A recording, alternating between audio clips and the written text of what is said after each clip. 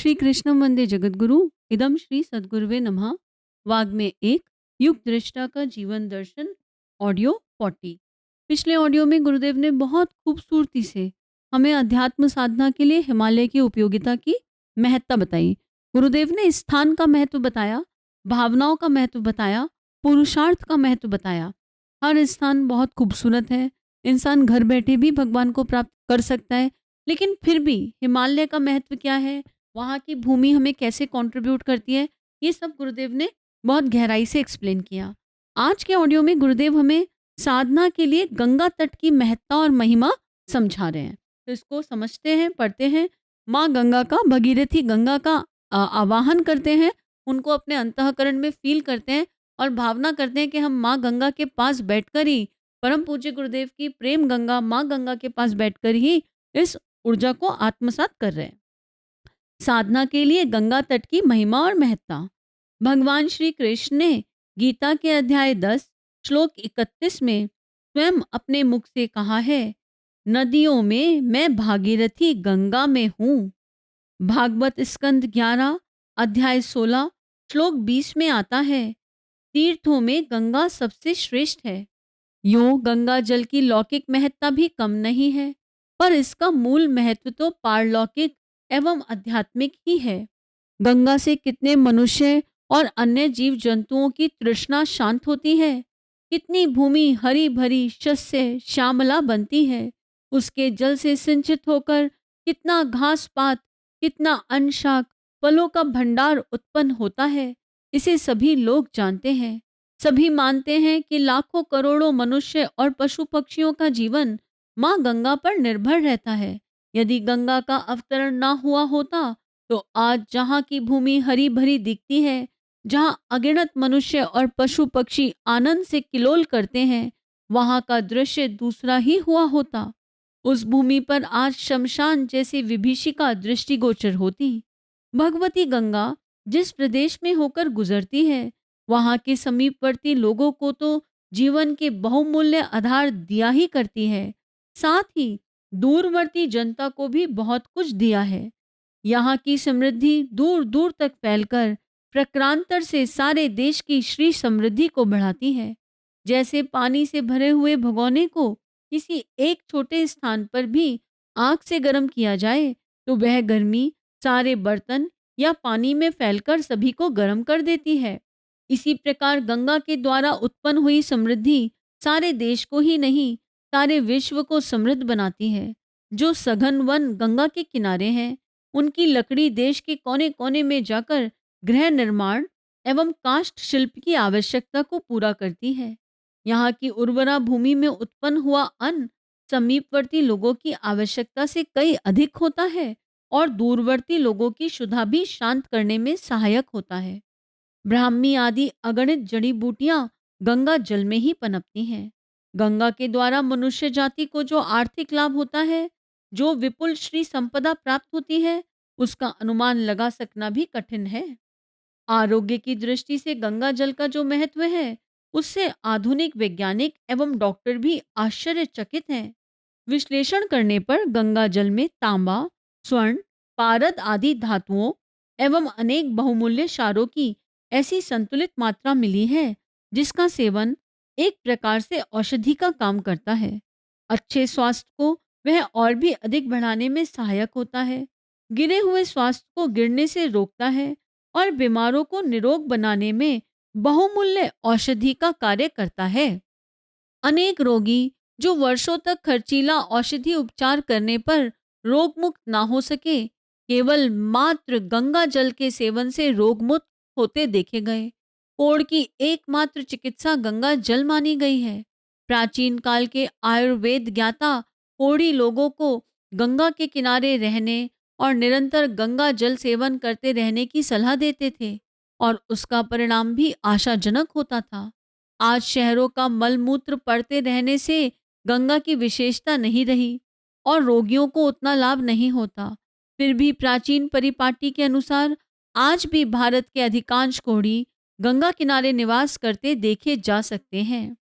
संग्रहणी, शोथ, वायु विकार, श्वास रोग, मृगी, हृदय रोग, रक्तचाप, मूत्र रोग, वीर्य और रज विकारों में गंगा जल का प्रभाव होता है। यो लाभ तो सभी रोगों में करता है। गंगा जल चिरकाल तक किसी शीशी या बर्तन में रखा रहने पर भी खराब नहीं होता। यह गुण संसार के और किसी सरोवर आदि के जलों में नहीं है। जल के खराब ना होने के कारण यह है कि उसमें विकृति उत्पन्न करने वाले दूषित कीटाणुओं को मार डालने का गुण है। डॉक्टरों ने एक बार यह परीक्षण किया कि हैजे के कीटाणु भरी बोतल को एक पात्र में रखकर थोड़े से गंगा जल में डाला और उसके परिणाम की जांच की। उन्हें आशा थी कि विषैले कीटाणुओं से गंगा जल भी वैसा ही विषैला हो जाएगा, पर परिणाम इससे भिन्न निकला। गंगा जल में पड़ते ही हैजे के कीटाणु नष्ट हो गए, पर गंगा जल दूषित ना हुआ। यदि गंगा में यह विशेषता ना होती तो प्रतिदिन लाखों मन मल मूत्र जो उसमें पड़ता है, इसके कारण उसका जल रोग उत्पन्न करने वाला हो गया होता। ऐसा तो नहीं हुआ। गंगा की पवित्रता तो अभी भी बनी हुई है, पर प्रतिदिन पड़ने वाली गंदगी को नष्ट करने में उस जल की गुणकारी अमूल्य तत्व तो नष्ट होते हैं और उसकी आरोग्य वर्धनी शक्ति भी घट जाती है। अब वही गंगा जल अधिक उपयोगी माना जाता है जो हिमालय के उन भागों में उपलब्ध है जहां मल मूत्र का अधिक मिश्रण नहीं पाया गया हो। यदि गंगा तटवर्ती हिमालय प्रदेशों में आरोग्यवर्धक स्वास्थ्य गृह खोलने की और सरकार ध्यान दे तो उससे रोगियों को शारीरिक ही नहीं, आशाजनक आध्यात्मिक लाभ भी हो सकता है। संसार की प्रत्येक वस्तु के 3 स्तर होते हैं: स्थूल, सूक्ष्म, कारण। बाह्य दृष्टि से जो गुण या लाभ दिखाई पड़ते हैं वे स्थूल हैं। जो वैज्ञानिक प्रयोगों द्वारा, गंभीर अनुसंधान द्वारा प्रमाणित होते हैं वे सूक्ष्म हैं। और जो तत्वदर्शी आत्मविज्ञान वेत्ता, सूक्ष्म दृष्टा योगियों के द्वारा योग दृष्टि से देखे और समझे जाते हैं वे कारण गुण कहलाते हैं। तुलसी यूं स्थूल दृष्टि से एक हरा भरा पौधा मात्र है। सूक्ष्म दृष्टि से जड़नाशक एवं अन्य कई रोगों के शमन का उसमें गुण है। कारण शोध पर पता चलता है कि उसमें सतोगुणी आध्यात्मिक तत्व इतनी अधिक मात्रा में है कि उसे घर में लगाने से और सेवन करने से शरीर में सतोगुणी प्रवृत्तियां अनायास ही बढ़ने लगती हैं। इसलिए इसका धार्मिक कार्यों में उत्साहपूर्वक प्रयोग किया जाता है। गाय के संबंध में भी यही बात है। स्थूल दृष्टि से दूध में प्राण तत्व एवं जीवनी शक्ति की इतनी अधिक मात्रा है जितनी संसार के और किसी पदार्थ में नहीं। कारण दृष्टि से उसके कणों में देवत्व के परमाणु व्याप्त हैं, जिनके सानिध्य से मनुष्य में दिव्य गुण, धर्म स्वभाव की, आचार एवं विचारों की अभिवृद्धि होती है। तुलसी और गाय की तरह प्रत्येक पदार्थ में अपने अपने स्थूल और कारण स्तर होते हैं। उन्हीं के अनुसार गुणों का निरूपण किया जाता है। प्याज और लहसुन में स्थूल दृष्टि से थोड़ी सी बदबू के अतिरिक्त अन्य सब गुण ही गुण हैं, पर कारण दृष्टि से उनमें तामसिकता की प्रधानता है। सेवन करने वालों में ये काम विकार और क्रोध भड़काते हैं, इसलिए इन्हें त्याज्य माना जाता है। गंगा भी स्थूल दृष्टि से एक आर्थिक लाभ वाली उपयोगी नदी मात्र है। सूक्ष्म दृष्टि से उसमें आरोग्य वृद्धि का विशेष गुण है, किंतु कारण दृष्टि से उसकी महिमा एवं महत्ता अपार है। उसकी कल कल ध्वनि कानों को पवित्र करती है। उसके दर्शन से नेत्रों की कुवासनाएं शांत होती हैं। उसकी समीपता से मन के कुविचारों पर अंकुश लगता है। उसके स्नान और पान से अंतःकरण की भावनाएं सात्विक बनती हैं। मनुष्य के रोम रोम में जन्म जन्मांतरों से संचित दुष्प्रवृत्तियां रमी होती हैं। इन्हीं के उभार से मनुष्य दुष्कर्म करने का थोड़ा सा भी अवसर मिलने पर फिसल पड़ता है और ना चाहते हुए भी बरबस दुष्कर्म कर बैठता है। यदि इन संस्कारजन्य प्रवृत्तियों पर अंकुश लग सके तो मनुष्य बहुत से पापों से बच सकता है। गंगा के महात्म्य में जगह जगह उसके पापनाशक गुणों का वर्णन किया जाता है। उसका तात्पर्य इन्हीं मानसिक दुष्प्रवृत्तियों से है जो अवसर आने पर, प्रलोभन उत्पन्न होने पर कुमार्ग की ओर, कुकर्म की ओर धकेल देती हैं। गंगा का सानिध्य इनके ऊपर एक शक्तिशाली अंकुश के समान है। गंगा महात्म्य में पाप नाशक का मूल तत्व यही अंकुश है। कई लोग सोचते हैं कि किए हुए दुष्कर्मों का फल हमें गंगा स्नान करने के बाद नहीं भोगना पड़ेगा। यह सोचना गलत है। किए हुए शुभ अशुभ कर्मों का प्रतिफल तो भोगना ही पड़ता है। वह स्नान आदि साधारण उपायों से छूट नहीं सकता। साधारणतया प्रत्येक कर्म का फल भोगना ही पड़ता है, पर यदि उससे भी कुछ छुटकारा पाना हो तो प्रायश्चित और तपश्चर्या का कष्ट साध्य उपाय ही उसका माध्यम हो सकता है। चोरी करने वाले को जेल होती है, पर यदि चोर अपनी भूल मानकर अपना पाप प्रकट कर दे, चुराई हुई वस्तु लौटा दे और जितना दंड कानून से मिलना चाहिए उतना दंड भुगतने को स्वेच्छापूर्वक तैयार हो जाए, तो उसे जेल से छूट मिल सकती है। जैसे गोपाल ने घनश्याम की चोरी की, कुछ दिन बाद उसे सद्बुद्धि आई, चोरी के पाप की भयंकरता को समझा। अब वह उस पाप से छूटना चाहता है। उसने अपनी अंतरात्मा से सलाह ली। वह घनश्याम के पास पहुंचा, अपना पाप प्रकट किया, चुराई हुई वस्तु लौटा दी और साथ ही उसे 6 महीने की कानूनन सजा होनी चाहिए थी। उसके बदले में वह घनश्याम के यहाँ कैदी के तौर पर बिना वेतन मजदूरी नौकरी करने को तैयार हो गया। साथ ही भविष्य में वैसा ना करने की प्रतिज्ञा भी ली। ऐसी स्थिति में निश्चय ही घनश्याम को दया आएगी। वह उसकी शुद्ध भावना का सम्मान भी करेगा, क्रोध के स्थान पर उससे प्रेम करेगा और उसने जिस मजबूरी में चोरी की थी वह वस्तुएं तो खर्च कर डाली, पर अब चुराई हुई वस्तुएं लौटाने की व्यवस्था करने में उसे कितना कष्ट और त्यागपूर्ण दौड़ धूप करनी पड़ी, उसे देखते हुए संभव है घनश्याम कुछ वस्तुएं लौटा भी दे और कम भी ले ले।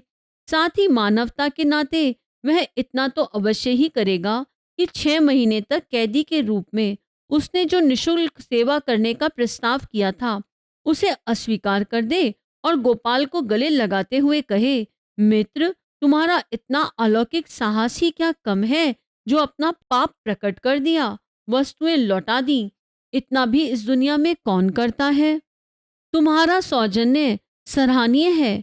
भूल सभी से हो जाती है, पर उस भूल को स्वीकार करना और उसका प्रायश्चित करना, यह तो किसी मनुष्य की महानता का सबसे बड़ा प्रमाण है।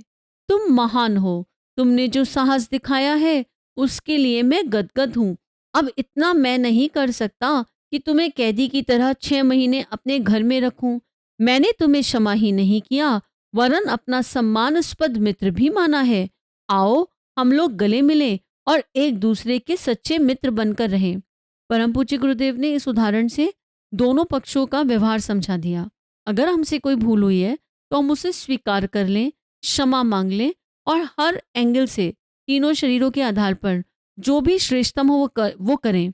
पर जिसके प्रति भूल हुई है उसको भी बड़प्पन वाली एनर्जी भावना रखकर क्षमा करना है, मित्रवत व्यवहार करना है। ये बात गुरुदेव ने हमें सहजता से समझाई है। अब इसी का विस्तार करते हुए गुरुदेव कह रहे हैं, इस प्रकार प्रायश्चित में ही चुराने वाले के मन की कंपकपी और जिसका चुराया गया था उसके रोष एवं शाप का शमन हो सकता है। न्यायाधीश को भी अपने न्याय दंड का प्रयोग करने की माथापच्ची नहीं करनी पड़ती। शास्त्रकारों ने उन सभी पाप कर्मों के प्रायश्चित बताए हैं जो किए जा चुके हैं और जिनके दंड मिलने निश्चित हैं। इन प्रायश्चितों के आधार पर मनुष्य स्वयं अपने आप को सुधार सकता है और उनके दंड को तपश्चर्या आदि के रूप में भुगत सकता है। किए जा चुके पापों की निवृत्ति का तो प्रायश्चित ही एकमात्र उपाय है, जो गंगा तट पर और भी सुगमता से हो सकता है। पर गंगा महात्म्य का वर्णन करते हुए शास्त्रकारों ने जिन पापों के नाश का उल्लेख किया वे मनोगत कुसंस्कार ही हैं। इनकी गणना भी मानसिक पापों में ही है। उनका उफान रुक जाना भी एक प्रकार से भावी पाप नष्ट हो जाना है। पिछले और अनेक जन्मों के पाप नष्ट हो जाते हैं। इसका तात्पर्य यही है कि पिछले अनेक जन्मों के संचित उन कुसंस्कारों का शमन होता है जो पाप कर्मों के वास्तविक उत्पादक हैं। गंगा के सानिध्य से इन पाप वृत्तियों के नष्ट होने के अनेक शास्त्र प्रमाण मिले हैं। उनमें से कुछ श्लोक पद्म पुराण सृष्टि खंड अध्याय 62-63 के यहाँ दिए हुए हैं। अब हम इन श्लोकों का पाठ हिंदी अर्थ में करेंगे। आप संस्कृत में पढ़ना चाहते हैं तो वाग्मय का पेज 171, वहां से आप इनको पढ़ सकते हैं। हर हर गंगे, माँ गंगा को अपने अंतस में अनुभव करते हुए हिंदी में पाठ का भावार्थ। गंगा जी के नाम स्मरण मात्र से पातक, कीर्तन से अति पातक और दर्शन से भारी भारी पाप महापातक भी नष्ट हो जाते हैं। गंगा जी में स्नान, जलपान और पितरों का तर्पण करने से महापातकों की राशि का प्रतिदिन क्षय होता रहता है।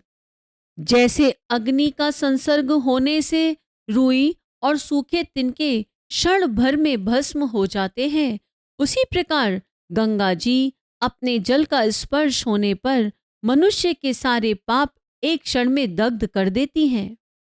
तपस्या, बहुत से यज्ञ, नाना प्रकार के व्रत, पुष्कल दान करने से जो गति प्राप्त होती है, गंगा जी सेवन करने से मनुष्य उसी गति को पा लेता है।